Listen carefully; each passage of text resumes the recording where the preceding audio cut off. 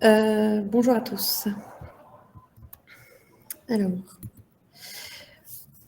aujourd'hui avec Mathias, on est ravis d'intervenir dans Cloud Nord. On va un petit peu vous parler de notre démarche Green IT. Tout le challenge dans le Green IT, on a essayé de le résumer en une phrase, c'est comment donner les clés pour opérer un digital conscient de son impact. Alors vous avez vu, on a mis 3 petits marteaux et on considère qu'on n'a fait que le 1, c'est-à-dire que ça se veut le niveau débutant. On se forme, on essaye. C'est un sujet qui dépasse largement notre entreprise. Certains sujets se travaillent avec l'écosystème. Et donc voilà, donc on souhaite vous présenter notre démarche en toute humilité.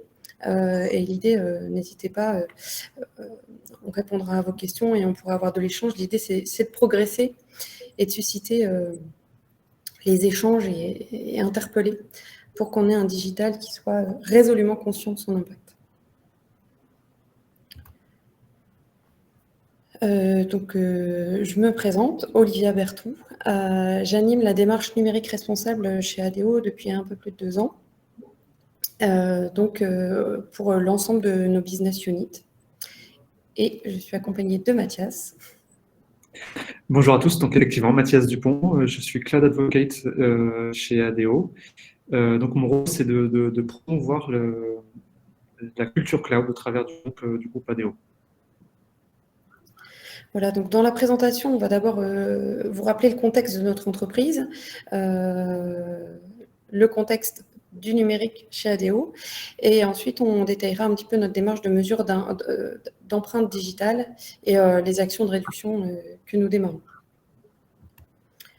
Donc pour ceux qui ne connaissent pas ADO dans le Nord, ADO c'est une plateforme d'enseigne avec des valeurs partagées. C'est un leader international de l'amélioration de l'habitat et du DIY, do it yourself, pour les clients particuliers avec des marques comme Leroy Merlin, Weldom, mais également pour les clients professionnels à l'image de Bricoman.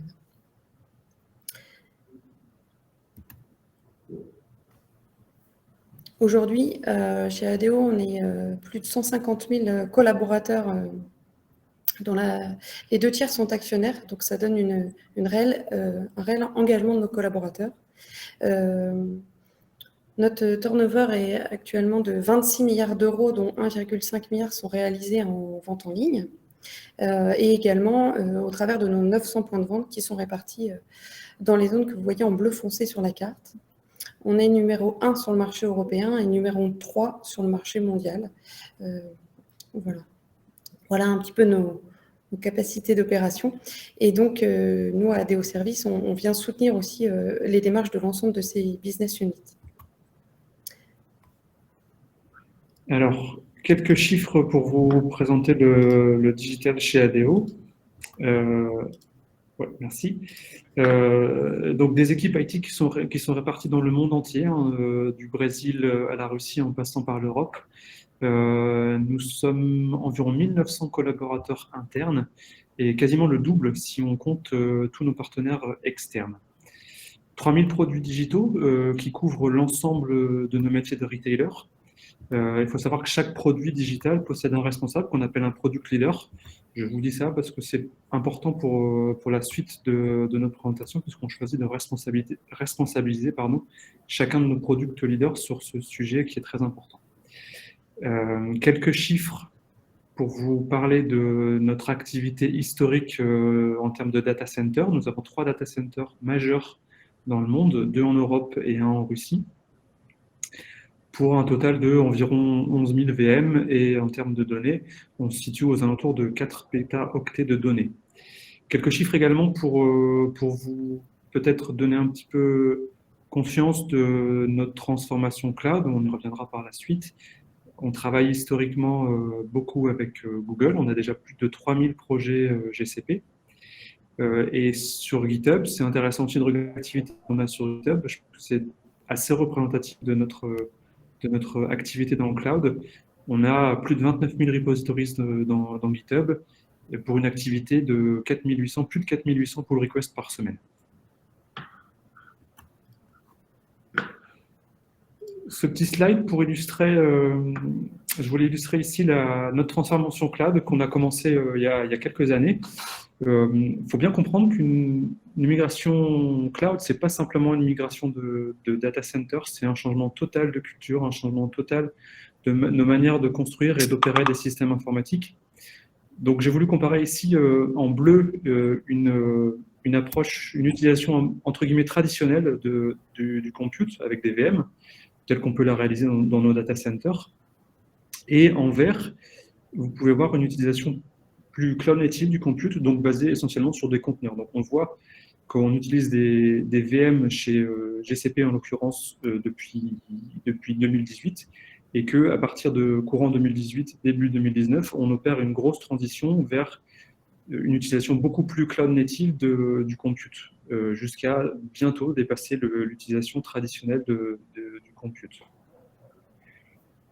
C'est intéressant de regarder ça. Et ça peut être intéressant aussi pour le sujet Green IT. Je pense qu'il faut être assez prudent avec le cloud. On y reviendra tout à l'heure. Ça offre des opportunités d'être plus efficace. Ça lève aussi quelques risques, puisqu'il n'a jamais été aussi facile de créer du compute dans le cloud. Donc, on verra par la suite comment on traite ce sujet. Merci Mathias. Donc maintenant, je vais prendre un petit moment pour vous expliquer de manière macro la démarche Green IT chez ADO. Donc tout d'abord, elle fait partie d'un engagement d'entreprise, c'est-à-dire que ADO a initié en 2019 une démarche qui s'appelle We Make It Positive. Donc comme son nom l'indique, l'idée c'est d'avoir un impact plus positif. Et il y a un certain nombre d'engagements qui ont été pris au niveau humain, au niveau amélioration de l'habitat. Et sur la partie environnementale, dans notre activité digitale qui est de plus en plus importante, puisque aujourd'hui, dans notre transformation en modèle plateforme, le digital est cœur, on a pris un engagement autour des matériels utilisateurs. Donc, ce n'est pas le cloud, mais on a quand même besoin des équipements utilisateurs pour se connecter au cloud. Et aujourd'hui, les études, donc typiquement l'étude Green IT publiée en 2019 et réactualisée en 2020, nous indique qu'à peu près 67% des gaz à effet de serre du numérique mondial sont liés aux équipements utilisateurs. Donc, avant même d'avoir fait la mesure pour nous, ADO, on s'est dit, si on touche un engagement sur les équipements utilisateurs, on doit être dans le bon. Donc, cet engagement, il se décline en 3 temps. C'est comment on vient choisir un matériel qui est écolabellisé sur les matériels sur lesquels les écolabels existent, d'allonger la durée de vie. Donc aujourd'hui, on essaie d'augmenter de 30% la durée de vie des matériels. Et enfin, quand on a fini d'utiliser ce matériel chez nous, soit on lui trouve une seconde vie pour des usages qui nécessitent moins de performance peut-être, mais surtout on va s'assurer qu'on travaille bien avec des filières homologuées D3E. Donc D3E, déchets d'équipements électriques et électroniques, parce qu'aujourd'hui, plus de 70% des matériels électroniques ne vont pas en filière homologuée. Donc ça veut dire un enjeu de pollution derrière. Donc ça, c'est l'engagement d'entreprise. Et après, dans la démarche numérique responsable, le leitmotiv, c'est comment on vient développer un modèle digital qui soit à la fois éthique, inclusif et soutenable pour la planète. Et on l'a décliné autour de 3 axes de travail. Le premier, celui sur lequel on va se focaliser juste après, c'est la réduction de l'empreinte carbone de notre système d'information.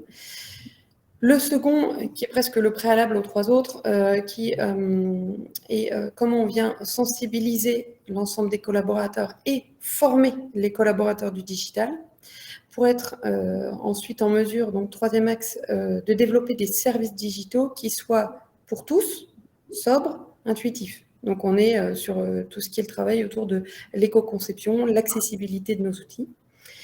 Et enfin, dernier point, comme l'a présenté Mathias tout à l'heure, on travaille avec un écosystème, on ne fait pas le digital tout seul dans notre coin. Et donc, comment on vient partager les mêmes valeurs avec notre écosystème de partenaires, c'est-à-dire comment on leur présente que nous, on souhaite s'engager et on leur demande de suivre ce chemin-là avec nous. Comment on vient choisir des produits, des logiciels, des manières de faire qui seront cohérentes avec cet objectif très ambitieux. Donc, maintenant, on va essayer de focuser un petit peu sur cette mesure d'impact pour réduire l'empreinte carbone de nos systèmes d'information. L'idée, c'est quand même de savoir où on en est. On a un objectif au global ADO de réduire de 5% par an notre empreinte carbone. Et pour le digital, qui n'est pas la majorité de notre empreinte carbone n'est pas liée au digital, mais bien aux produits qu'on vend et à notre cœur de métier. Là, l'idée, dans la mesure du digital, c'est de donner un ordre d'idée, une mesure macro pour nous permettre de décider et d'actionner les bons leviers. Pourquoi une mesure macro? Parce qu'on est une entreprise utilisatrice, donc l'idée, c'est pas de connaître finement notre impact, parce qu'on sait qu'on a beaucoup de travail à faire sur notre cœur de métier. Et puis aussi parce que c'est un sujet qui aujourd'hui est encore récent, c'est-à-dire dans les référentiels carbone publiés par l'ADEME. Aujourd'hui, on a le droit à un PC, un switch, une télé, enfin, on n'a pas grand-chose. Et il y a le projet Négaoctet qui est en route, mais voilà, c'est un sujet qui est en cours au niveau national.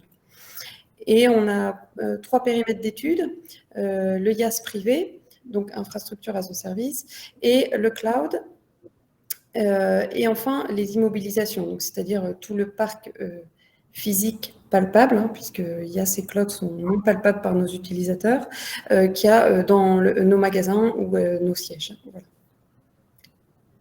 Et là, on va se concentrer un petit peu sur notre projet par rapport à l'analyse de notre IaaS privé. Oui, alors du coup, comment on répond à cette question, comment on répond à cet enjeu de réduire nos émissions de carbone? On s'est intéressé d'abord à notre premier terrain de jeu, c'est une chose qu'on connaît très bien, c'est nos data centers. Je vous ai dit tout à l'heure qu'on opérait 3 data centers majeurs dans le monde. Donc c'est vraiment un terrain de jeu qu'on connaît. On a décidé de commencer par là. Donc dans un premier temps, voilà, on a décliné ce projet en 4 phases. Dans un premier temps, collecter les données, toutes les données de tous les éléments constitutifs de nos data centers. En 2, on a travaillé avec une entreprise qui s'appelle APL Data Center. On leur a confié toutes ces données pour analyse, pour nous sortir des indicateurs intéressants au niveau macro sur nos émissions de CO2. Troisièmement, et c'est peut-être l'élément le plus important, je vous ai parlé tout à l'heure de nos product leaders qui sont responsables chacun de leurs produits digitaux. L'idée, c'est vraiment de les responsabiliser, de leur montrer ce que leur produit digital émet en termes de CO2. Donc, c'est l'objet de ce troisième point, afficher à nos product leaders les émissions de CO2 de leurs produits. Et puis 4, la réduction en elle-même. Donc, c'est toutes les actions qui vont découdre de cette prise de conscience, de cette publication des informations, les actions que nous allons prendre, que nos product leaders vont prendre pour réduire leurs émissions de CO2. Donc, la collecte, je te laisse la main, Olivia, pardon. Pas de souci. Donc, au niveau de la collecte, voilà. Là, on vous présente un petit peu les données qu'on a dû aller rechercher. Alors, c'était très facile pour notre data center français, puisque c'est un data center qu'on a construit. Donc, on va dire, on a les plans et on a même le métrage de câbles. Pour les data centers qui sont en partie opérés, pour cela, ça a déjà été un travail avec nos partenaires pour récupérer un maximum d'informations. Donc là, sur le slide, vous voyez les données qui correspondent au data center français. Ce qui est intéressant, c'est qu'on a collecté les données d'infrastructure, donc vraiment le bâtiment et tout ce qui est nécessaire à opérer de manière correcte les assets IT, la consommation énergétique et enfin les assets IT, donc de manière assez fine, les serveurs ESX, les serveurs physiques, les baies de stockage, les équipements réseau. Rien que dans la collecte de données, ça sensibilise déjà les équipes en se disant « Ouh là là, c'est tout ça pour un data center ». Enfin, voilà. Et ensuite, ces données, ils ont été analysées par notre partenaire APL Data Center. Et le travail qui avait été demandé, c'était donc de faire un bilan environnemental. Donc pas uniquement un bilan carbone, mais vraiment un bilan sur plusieurs indicateurs environnementaux, puisque aujourd'hui on parle beaucoup de carbone, mais là le travail avait été réalisé aussi sur des indicateurs de type consommation d'eau, consommation d'énergie primaire et ressources abiotiques. L'analyse a été faite sur le cycle de vie. Donc, c'est-à-dire ce qui a été pris, c'est depuis la construction, l'utilisation et la fin de vie. On a dû estimer les durées moyennes, par exemple, de nos équipements réseau, de nos différents serveurs, et on a estimé combien de temps le bâtiment resterait en usage data center. Et c'est ça qui nous a permis de déterminer par an l'impact carbone, donc là, 471 tonnes CO2 équivalent. Il me semble que c'est à peu près 500 vols Paris-Tokyo, pour vous donner un estimatif. Non, l'ensemble de nos data centers, c'est 500 vols Paris-Tokyo, excusez-moi. Mais donc, c'est quand même important d'en prendre conscience. Après, on voit bien les différences en consommation d'eau. Énergie primaire, ça va être l'énergie depuis l'extraction jusqu'à l'utilisation, et les ressources abiotiques qui sont exprimées ici en équivalent antimoine, qui est l'indicateur de référence pour les ressources abiotiques de type digital. Par la suite, vous allez voir, on va se focaliser que sur l'indicateur CO2. Pourquoi ? Parce que c'est l'indicateur qui est retenu au niveau ADO. Et puis parce que c'est déjà nouveau le fait de rajouter un indicateur environnemental. Si on en rajoute 4 d'un coup, voilà, il y a une difficulté aussi d'animation. Par contre, dans les équipes qui suivent cette analyse, nous, ça nous permet quand même d'avoir un regard différent. Et donc, voilà. Mais je pense que dans la publication, c'était important qu'on différencie.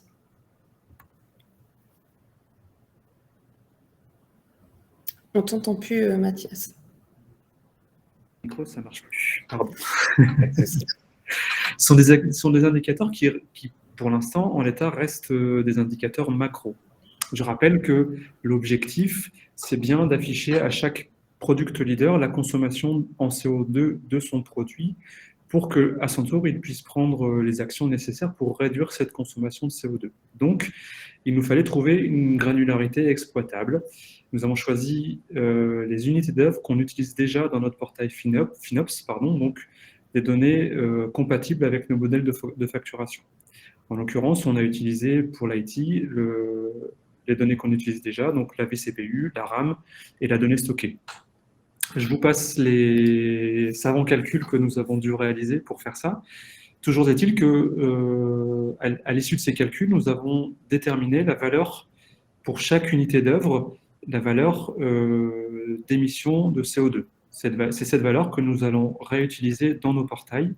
Donc là, on donne des équivalents, effectivement, pour se donner vraiment une idée, à un niveau qui est beaucoup plus parlant en termes d'infrastructure. Donc, une VM moyenne, chez nous, c'est 4 vCPU, 14 Go de RAM.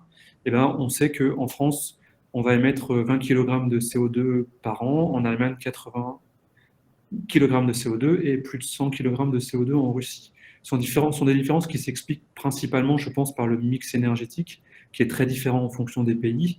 En France, on a une énergie qui est plutôt nucléaire, donc qui va avoir tendance à consommer moins de CO2.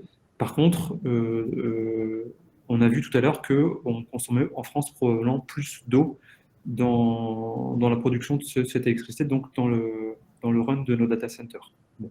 Toujours est-il que nous, on a choisi de se focaliser dans un premier lieu sur le CO2. Donc, en troisième lieu, ce qui était important, ce qui est même fondamental, c'est de publier ces données dans nos portails. Le portail FinOps qu'on utilise, c'est un portail qui nous permet, encore une fois, de permettre l'affichage des coûts pour que chaque product leader puisse suivre les coûts de son produit digital. Le coût d'un produit digital, en fait, c'est la somme de tous les produits techniques qu'il va utiliser, de toutes les couches techniques qu'il va utiliser, avec un coût en euros. Et à côté de ce coût en euros, grâce à nos savants calculs, on a pu mettre en regard un coût en CO2, ce qui nous permet d'afficher au même niveau que le coût en euros, d'afficher le coût du produit en CO2. Donc ça permet à chaque product leader de s'animer sur cette cette émission en CO2 et surtout sur sa réduction en CO2. 4, évidemment, le plus important, quels sont qu'est-ce qu'on va mettre en œuvre pour réduire ces émissions de CO2? Je peux vous donner quelques exemples. Le premier d'entre eux, eh ben, ça peut paraître simple, mais ça peut paraître évident, mais c'est vraiment ce qu'il faut faire en premier.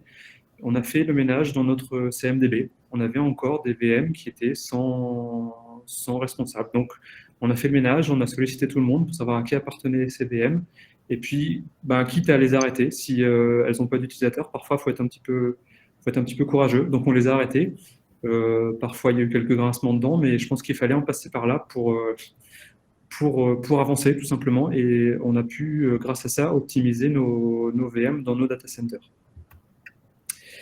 Deuxième action qu'on a réalisée, on s'est rendu compte aussi, en analysant finement nos CMDB, on s'est rendu compte qu'on a quand même presque la moitié de nos VM qui concernent des environnements qui ne sont pas des environnements de prod, qui sont des environnements hors prod, de test, de pré-prod, etc. Alors, est-ce que ces environnements, on a vraiment besoin de les laisser allumer 24 heures sur 24, 7 jours sur 7? Je ne suis pas sûr. Donc, ce qu'on a décidé de faire, c'est de mettre à disposition de nos product leaders un outil simple pour éteindre ces VM quand ils n'en ont pas besoin, de définir un downtime pour ces VM. Ce que vous voyez là, c'est le Swagger de l'API qu'on a déjà réalisé, qui permet donc de définir ces downtime pour les serveurs. L'étape qui va arriver tout de suite derrière, ça va être de créer l'interface graphique pour que nos product leaders puissent eux-mêmes, d'un clic, aller définir le downtime de leur VM. Tout ça, ça se traduit concrètement. Concrètement, on a réussi à sortir des ESX de nos data centers. Dans cet exemple-là, on a travaillé sur des gros clusters de VM Linux qu'on a chez nous. On a réussi à sortir une centaine plus de 100 ESX de génération 8 qu'on a remplacés par des ESX de génération 10. Ces ESX de génération 10, faut savoir qu'on ne les a pas achetés, on les a réutilisés de précédentes actions qu'on avait réalisées en amont, et notamment de la fermeture de l'un de nos data centers. Donc c'est vraiment du matériel qu'on a réutilisé, on n'a pas acheté de nouveau matériel pour cette opération. Et puis enfin, les 80 ESX qu'on a sortis, ils sont partis dans une filière de recyclage. On ne les a pas mis à la poubelle, ils seront réutilisés et pour ceux qui sont vraiment trop vieux, ils partiront dans une filière de recyclage et de récupération des matières premières. Je me permets juste de rajouter quelque chose, Mathias. Oui. C'est que ce qui est intéressant, c'est qu'on a démarré sur la réduction CO2 qui était intéressante et on a été jusqu'au bout de la chaîne sur la gestion de la fin de vie, et c'était quelque chose de nouveau pour les équipes infrastructures, de se poser la question de manière environnementale, sociale et économique. Et donc voilà, donc c'était encore un travail qui a permis de resensibiliser les équipes et d'être apprenant. En fait, la démarche, elle est apprenante. Exactement. Et du coup, c'est une bonne transition pour la suite de la présentation sur le cloud, parce qu'on a appris en fait. On a beaucoup appris avec nos data centers. Grâce à nos data centers, on apprend beaucoup de choses.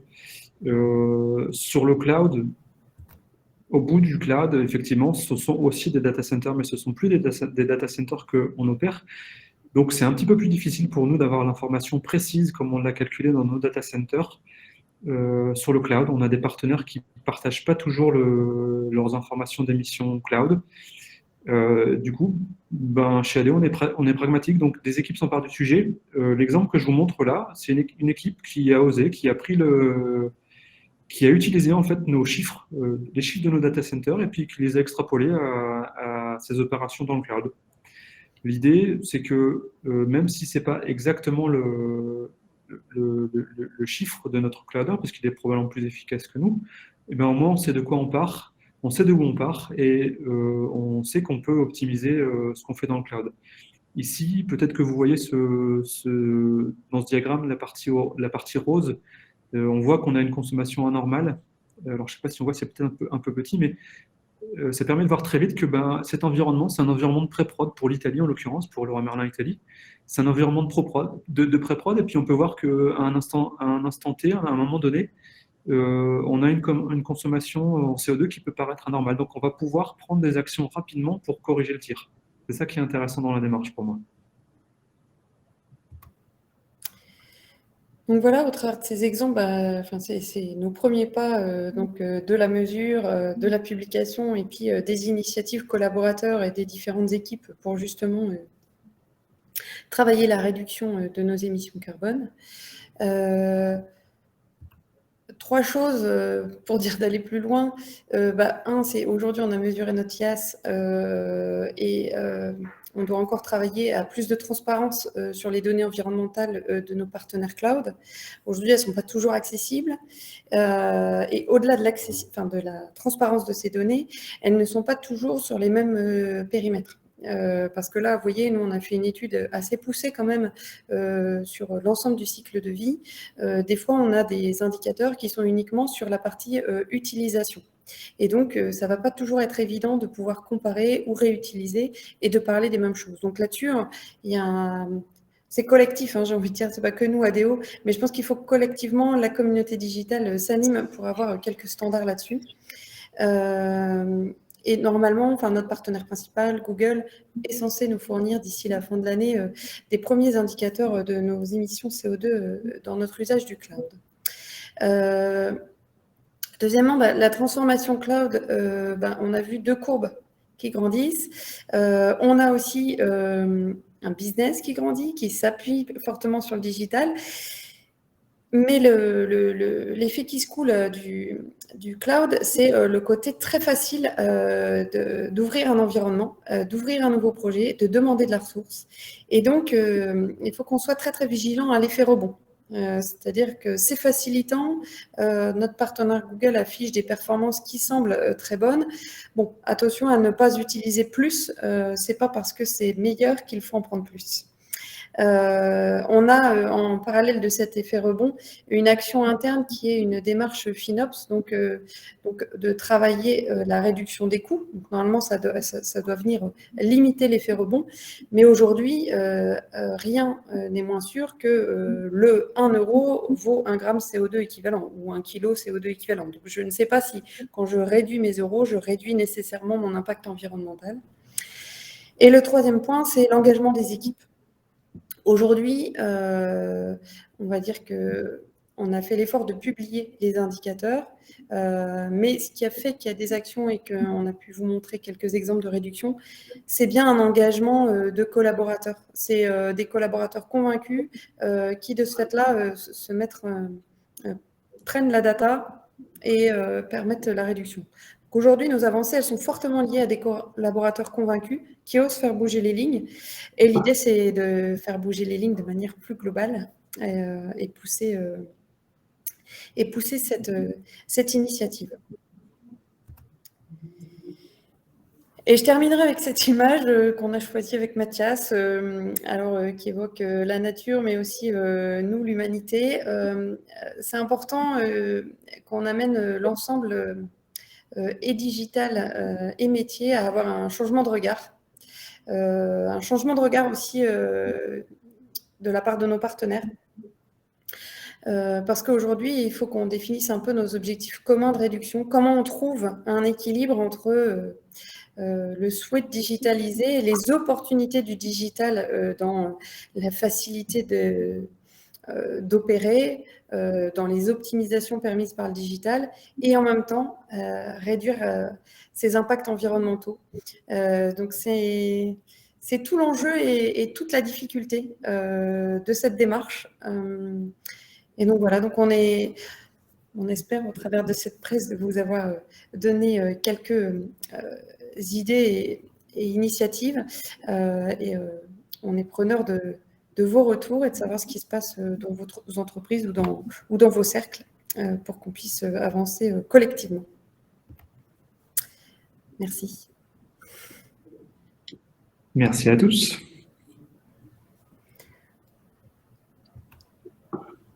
Alors, je ne sais pas si... Alors, je peux ouvrir le chat si vous avez des questions, ou sinon, je ne sais pas si vous pouvez... Est-ce qu'il y a des questions? Voilà, c'est le modérateur qui fait les questions.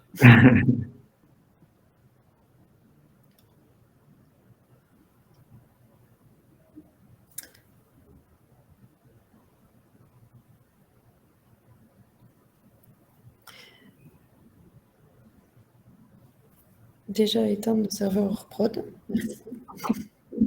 Bah oui, effectivement, c'est l'une des premières étapes qu'on puisse agir là-dessus. C'est ce qu'on a fait aussi. Peut-être que ça puisse se faire par défaut si on a certains environnements. Maintenant, je pense à nos environnements de base de données, par exemple, où on arrive à définir que si un environnement est hors prod, par défaut, il sera éteint la nuit et le week-end. Et à ce moment-là, les équipes qui veulent plus, elles devront faire la démarche aller cliquer pour allumer ces machines qui, par défaut, seront éteintes le soir et le week-end. C'est un changement de paradigme un petit peu. Où, par défaut, une machine hors prod, eh ben, elle est pas allumée la nuit, elle n'est pas allumée le week-end. Merci Léa.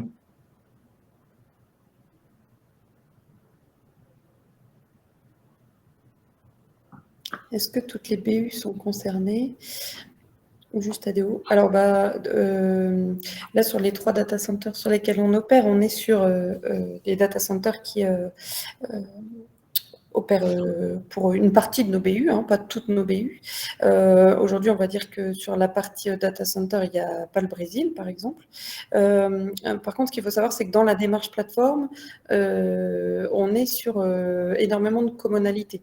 Donc, ça veut dire qu'aujourd'hui, tout ce qui est créé au niveau du digital pour le business est fortement commun. Et donc, ça veut dire que par défaut, ils sont concernés. Après, on va dire que toutes les BU sont concernées en tous les cas pour l'engagement d'entreprise sur les devices utilisateurs. Donc ça, c'est une responsabilité locale. Et après, au global, c'est à nous de donner aussi, nous, ce qu'on cherche à faire au niveau d'ADO Service, c'est de donner les clés pour pas que chaque BU cherche les indicateurs, mais bien qu'on leur donne. Et donc, après, ça dépend où ils hébergent, mais dans ce qu'ils vont héberger sur notre IaaS ou dans ce qu'ils hébergeront dans le cloud à terme, l'idée, c'est qu'on partage ces indicateurs-là. Donc, j'ai envie de dire, oui, toutes les BU sont concernées. Oui. J'ajoute qu'on a été contacté, par exemple, par Laura Malin Russie pour qu'on puisse partager avec eux cette démarche. Donc, toutes les BU sont concernées, je suis d'accord.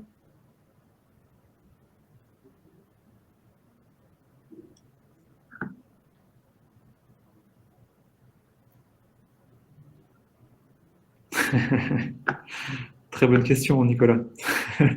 On n'a pas encore les données de Google. Donc, Yandex, pour ceux qui ne savent pas, Yandex est un partenaire avec lequel on travaille en Russie. Donc, on n'a pas encore non plus les données chez Yandex, mais tout comme les données de Google, on pourrait imaginer, comme je vous ai montré tout à l'heure, on pourrait imaginer extrapoler nos propres données pour avoir un référentiel de départ et puis prendre des actions pour diminuer nos émissions de CO2. J'ai envie de dire, par rapport aux partenaires, à l'important, c'est au moins de poser régulièrement la question. C'est-à-dire que moi, je crois que ça fait 3-4 fois cette année où j'interpelle Google. Parce que il y a les positions d'entreprise et puis après, il y a moi, ADO, qui utilise Google, je veux savoir, moi, ma conso pour que moi, je puisse agir. Ou alors, ça veut dire que je donne carte blanche à Google en me disant, ils ont une politique de réduction d'empreintes qui est magique, je leur fais totalement confiance. Mais je pense que là où on en est, c'est important qu'on soit collectif dans le sujet et que donc on soit vigilant quant à ce que nous annonce l'ensemble de nos partenaires. Alors, c'était quoi le plus gros challenge pour que ça soit dans les KPI de vos chefs de produits? C'était drivé par votre COMEX. Alors, c'était quoi? J'ai envie de dire, c'est toujours quoi? C'est-à-dire que c'est toujours notre plus gros challenge. C'est un travail de chaque instant pour que ça reste une priorité. Parce que on revient vite au basique. Quand je disais un changement d'état d'esprit, c'est long, un changement d'état d'esprit. Donc, aujourd'hui, c'est très bien passé par tous ceux qui sont déjà convaincus, je vais dire ça comme ça, ceux pour qui le sujet est nouveau, voire embêtant, permettez-moi l'expression. On a encore beaucoup de travail de mobilisation à faire. Est-ce que dans vos contrats avec vos partenaires, vous ne pouvez pas demander de la transparence sur les émissions CO2? Alors aujourd'hui, on a 2 grilles. On a une grille au niveau fournisseur, mais là, sur le CO2, on ne demande pas forcément quelque chose. Par contre, ce qu'on demande, typiquement, on a indiqué dans ces grilles, quand on achète un produit, s'ils savent nous donner le facteur d'émission. CO2 de leurs produits. Bon, souvent, on n'a pas de réponse. Et après, aujourd'hui, c'est quand même quelque chose qui est difficile parce que typiquement, je me retourne la question. Si aujourd'hui, vous me demandez l'émission CO2 de la peinture Luxens blanche 10 litres, je ne sais pas vous répondre. Je sais vous dire globalement, mais je ne sais pas vous répondre juste sur ce produit-là. Et c'est un travail que nous, ADO, nous faisons sur nos produits. Donc voilà, donc c'est questionner pour que l'action se passe chez nos fournisseurs. Et nous-mêmes, on fait notre propre questionnement. Donc je pense qu'il faut être aujourd'hui quand même humble et prudent. Enfin voilà, n'attendons pas trop haut, alors qu'au final, les indicateurs et les études et les recherches sont encore à ce niveau-là.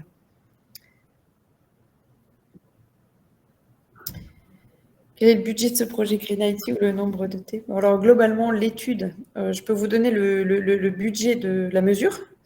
Le budget de la mesure, c'est à peu près 25K € et une mobilisation d'environ 30 jours en interne. Et après, moi, je suis à temps complet sur le sujet du Green IT. Et après, c'est... il n'y a pas vraiment beaucoup plus de TP actés. Mais il y a quand même plein de gens qui contribuent. C'est la force du groupe.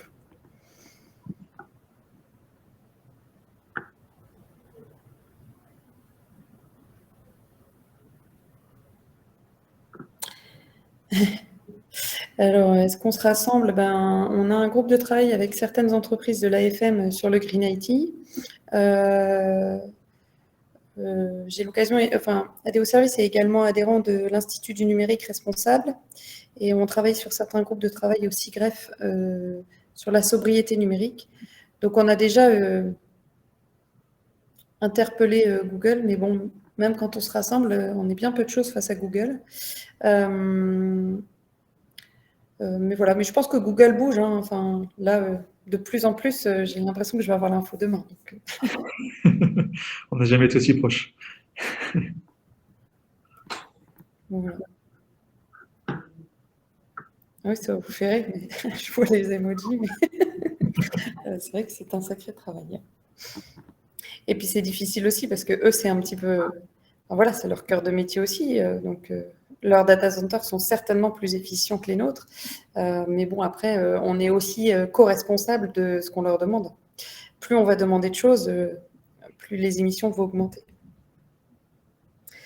Ouais. Et justement, sur le cloud Azure, ce qui est intéressant, c'est de savoir quel est vraiment le périmètre. Parce qu'après, si on est dans l'usage, parce que ce qui se passe, c'est qu'il faudrait regarder le CO2 et également les durées de vie de leur matériel dans leur data center. Enfin, moi, je suis un peu puriste, hein, donc c'est pour ça que je suis assez exigeante. Mais ce que je veux dire, c'est que les émissions CO2, c'est une chose, mais si derrière, ils ne prennent pas en compte le cycle de vie de leur matériel, ils vont vous dire les émissions liées à la consommation d'énergie de leurs infrastructures. Or, il y a quand même du matériel, et ce matériel, c'est des ressources, et la construction de ces ressources, c'est aussi du CO2. Donc voilà, donc je pense qu'il faut être... il faut questionner ces calculateurs. C'est top que ça démarre, parce que ça veut dire que... que la société les met en branle, en fait. Donc, ils sont obligés de créer ces calculateurs. Après, c'est toujours compliqué de dire, oui, en vrai, j'émets énormément de CO2 et en même temps, c'est mon business model d'émettre du CO2, qui est un peu le business model de beaucoup d'entreprises. Donc, voilà. Donc, je pense que c'est un travail de concert et il ne faut pas jeter la pierre à l'un ou à l'autre.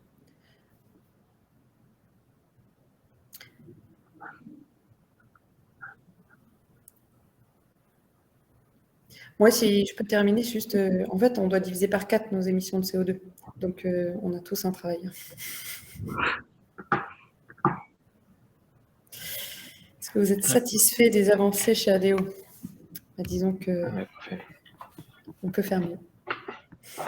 Mais c'est déjà bien. Au moins, l'initiative est lancée. Il y a une base qui est en train de se créer qui va permettre de s'améliorer dans le temps. C'est déjà ça. Oui. Okay. En tout cas, on est à votre disposition, Mathias et moi, si vous avez des questions par la suite. Voilà. On a indiqué nos emails. Avec plaisir.